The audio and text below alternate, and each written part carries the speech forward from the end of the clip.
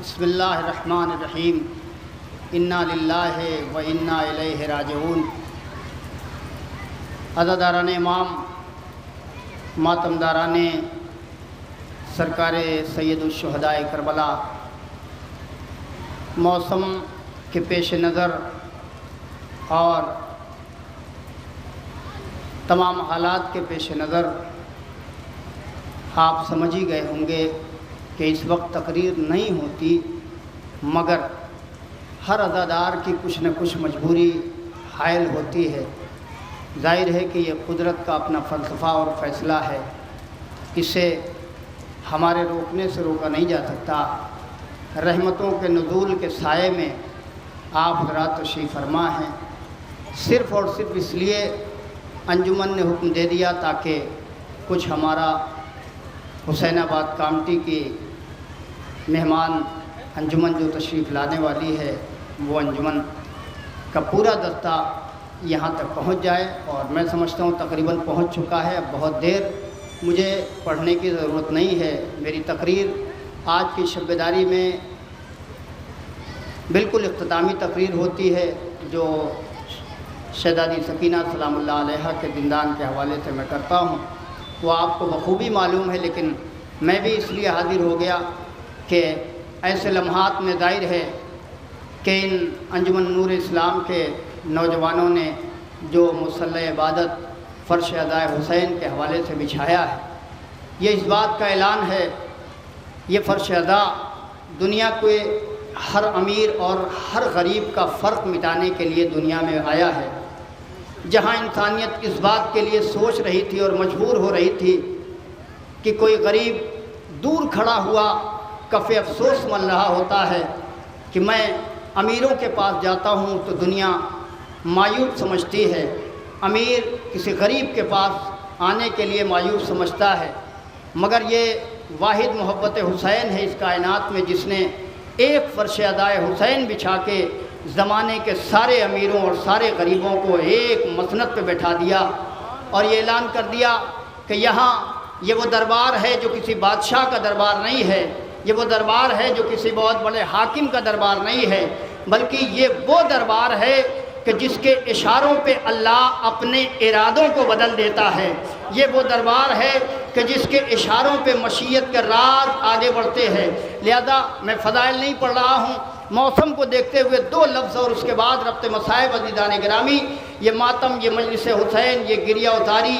آپ کی آمد اور آپ کا یہاں بیٹھ جانا، آپ کا ماتم کرنا، اس بات کی علامت ہے کہ کہیں نہ کہیں سے آپ کو کسی اجڑی ہوئی ماں نے دعا ضرور دی ہے، جس کے سائے میں ہوتے ہوئے آپ یہاں تک تشریف لاتے ہیں۔ یقیناً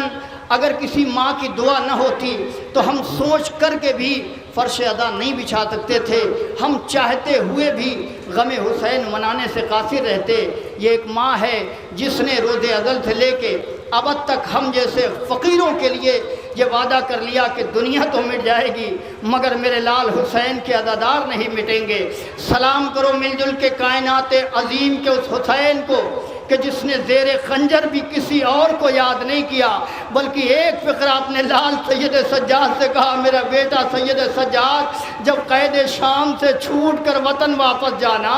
تو میرے شیعوں کو میرا سلام کہہ دینا۔ ہاں عزادارو، آواز گریہ بلند ہے، میں 4-5 منٹ 10 منٹ 8 منٹ جو بھی آپ کا وقت لوں گا، یہ سوچ کے لوں گا کہ اس وقت آپ حقیقی عبادت الہی کرنے کے لیے بیٹھے ہوئے ہیں، اس لیے کہ حسین کے غم سے بڑی کائنات میں کوئی عبادت نہیں ہے۔ یہ وہ حسین ہے جس نے زیر خنجر بھی اپنے چاہنے والوں کو یاد کیا، زیر خنجر جہاں دنیا کی زبانیں بند ہو جایا کرتی ہے، زیر خنجر جہاں دنیا کے حواس گم ہو جایا کرتے ہیں، ایسے عالم میں اور ایسی کنڈیشن میں مظلوم کربلا فاطمہ کے لال نے آپ جیسے عزاداروں کو بلایا اور یاد کر کے آواز دی، میرے عزاداروں جب کبھی ٹھنڈا پانی پینا تو مجھ حسین کی پیاس کو یاد کر لینا۔ میں یہ ہر تقریر میں کہنے کی کوشش کرتا ہوں، تھکا ہوا مجمع جب تھک کے اپنے اپنے گھروں کو واپس جاتا ہے نا شب بیداریاں کر کے، جلوس ادا کر کے، تو سب سے پہلا اس کی زبان پہ سوال ہوتا ہے، اگر کوئی 4 سال کی بچی ہوتی ہے تو باپ ایک ایک سوال کرتا ہے بیٹی میں صبح سے جلوس میں تھا، تھوڑا سا پانی مجھے لا کے دے دو۔ اے رونے والوں، حسین کے چاہنے والوں، آپ جب گھر جاؤ گے نا بڑے اطمینان سے آرام سے بیٹھ جاؤ گے اور آپ کے ہاتھوں میں ٹھنڈا پانی بھی آ جائے گا۔ چلو میرے ساتھ شام کی اس غریب مظلومہ سے پوچھو، ارے جس کو کربلا سے زندان کے اندھیرے تک پانی دکھا دکھا کے زمین پر پھینک دیا۔ اجرکم اللہ، رونے والوں آواز گریہ بلند ہے، چلو میرے ساتھ کربلا کی اس ستائی ہوئی سکینہ سے پوچھو جس کی نگاہوں کے سامنے ظالموں کے کوزے بھرے ہوئے تھے، جس کی نظروں کے سامنے شمر پانی تقسیم کر رہا تھا۔ سکینہ بار بار کہتی تھی اے شمر میں حسین کی بیٹی ہوں، اے شمر میں حسین کی بیٹی ہوں، اے شمر میرا بابا کربلا مارا گیا، اے شمر میرا 18 برس کا علی اکبر مارا گیا، اے شمر میرا بھرا گھر اجڑ گیا، اے شمر میرا کنبہ اجڑ گیا، اے شمر میری اجڑی ہوئی دنیا ہے، اے شمر اگر رحم آئے تو تھوڑا سا پانی پلا دے۔ ہاں دادارو، یہ وہی سکینہ ہے جو اس قافلے کے ساتھ ساتھ چل رہی ہے جس میں اسیر بیویاں ہے، کچھ بیویوں کے ہاتھ رسیوں سے بندھے ہوئے ہیں۔ دادارو لیکن یہ قافلہ ہوتے ہوتے کربلا سے جب کوفے کے بازار میں پہنچا، ظلم و ستم کا خاتمہ نہ ہوا، کوفے کے دربار آ گئے، سکینہ تڑپتی رہی۔ عزادارو شام کے درباروں سے گزارا گیا، شام کے بازاروں سے گزارا گیا، منزل آخر میں جب یہ قافلہ زندان کے اندھیرے میں انشاءاللہ رات میں جب آخری تقریر کروں گا تو زندان کے مصائب پڑھوں گا، فقط ایک جملہ کہنا چاہ رہا ہوں، جب زندان میں یہ قافلہ پہنچ گیا، اسیروں کو جب رہائی بھی مل گئی نا، جب اسیروں کو رہائی مل گئی نا تو ایک مرتبہ لٹی ہوئی زینب نے جملہ دہرا رہا ہوں تاکہ کلیجے تک آپ کے یہ میرا فقرہ پہنچ جائے۔ لٹی ہوئی زینب نے اپنے لال سید سجاد کو بلایا، آواز دی سجاد ظالموں سے کہہ دو ہمارے لٹے ہوئے سامان واپس کر دے۔ سجاد آگے بڑھے، اے ظالم میری پھوپھی اماں کا حکم ہے ہمارے لٹے ہوئے سامان واپس کر دیے جائے۔ اتنا کہنا تھا، ایک ظالم ایک گٹھری لے کے آیا، سارے لٹے ہوئے سامان آنے لگے۔ سید سجاد کے سامنے شام کی غیرتدار ملکہ،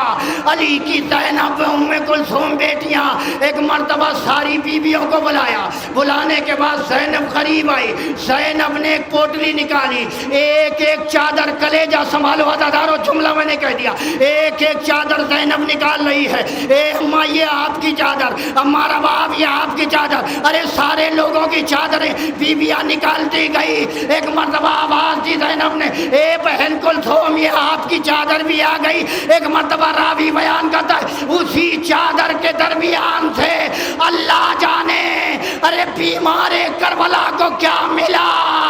بیمار کربلا نے ایک سامان اٹھایا، قید خانہ شام میں آئے، سکینہ کی لحد پہ رکھا، آواز دی سکینہ ارے تیرے گوشوارے مل گئے۔ اجرکم اللہ، اجرکم اللہ، بس ایک ہی فقرہ کہنا ہے عزاداران مظلوم کربلا، بس ایک فقرہ کہنا ہے۔ مجھے گھنٹے 2 گھنٹے کی تقریر نہیں آتی، میں نہیں چاہتا آپ کا وقت بہت زیادہ ضائع ہو۔ عزاداران امام، یہ وہ کنبہ ہے، یہ وہ لٹا ہوا کنبہ ہے، یہ وہ غریب کنبہ ہے جس کا پرسان حال پردیس میں کوئی نہ رہا۔ ساری بیویاں ہے جو تڑپ رہی ہے عبادتوں کے لیے، تڑپ رہی ہے محبت مدینہ میں، تڑپ رہی ہے محبت دیدار صغرا میں۔ ہاں عزادارو یہ بیویاں جب لٹ کے واپس آئی نا تو آخری مرتبہ زینب نے آ کے کربلا میں ایک فقرہ کہا تھا۔ عباس کی قبر کے قریب کھڑی ہو کے لٹی ہوئی بہن کہتی ہے عباس تم سے زینب وعدہ کرتی ہے، اے بھیا عباس اب زینب تجھے کبھی زحمت نہ دے گی۔ اے بھیا ارے بڑی شان سے مدینے سے لائے تھے، جزاک اللہ ایک ہی فکر دادارو اے بھیا عباس بڑی شان سے مدینے سے لائے تھے نا عباس ایسا کرو میرے لال ایک بار اور اپنی بہن کو ہماری پہ بٹھا دو اے بھیا وعدہ کرتی ہے زینب آج کے بعد تمہیں پھر زحمت نہ ہوگی دادارو قبر عباس ہل گئی آ گئی علی کی بیٹیاں مدینے ابھی مدینے میں داخل ہونا تھا کہ ایک مرتبہ بشیر نے ندا بلند کی اے اہل مدینہ ارے کربلا میں حسین کا گھرانہ لوٹ لیا گیا اتنا کہنا تھا عصا کا سہارا لیے ہوئے